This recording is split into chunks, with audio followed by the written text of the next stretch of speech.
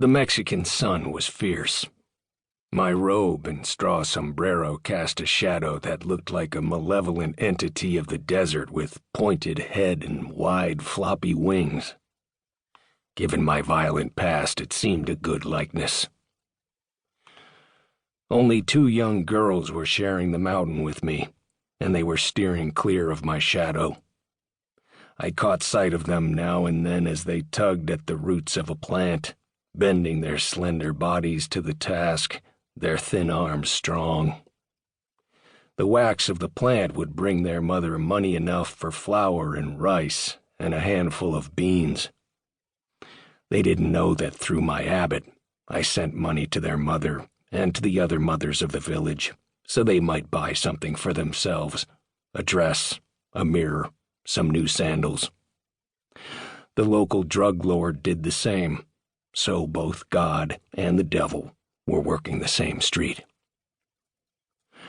I shook out a plant, relieving it of little stones and weeds, then put it into my sack. Through the exhausting heat, I could feel the power of that hillside, which housed rattlesnakes and lizards whose bite is like hot lava in the veins. A Gila monster can smell an egg buried 6 inches under desert sand, and I knew they were around me, feeling my footsteps in their bellies.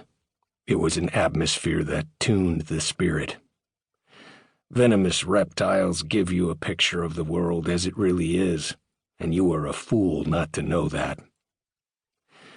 The young girls on this hillside held that picture in their mind.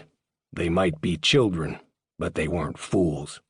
They knew that men and poisonous reptiles had something in common, and that confrontation was always a mistake.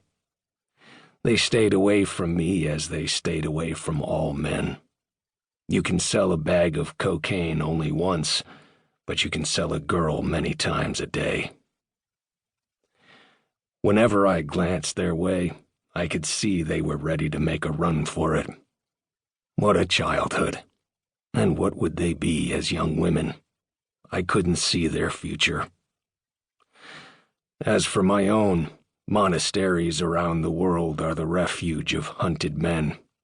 So far as I knew, no one was hunting me at the moment. I'd inherited a significant amount of money, and money can draw an impenetrable veil over one's actions. It had been drawn over mine, so I picked my plants that gave wax for candles, healed scar tissue, and were used by local villagers to treat venereal disease.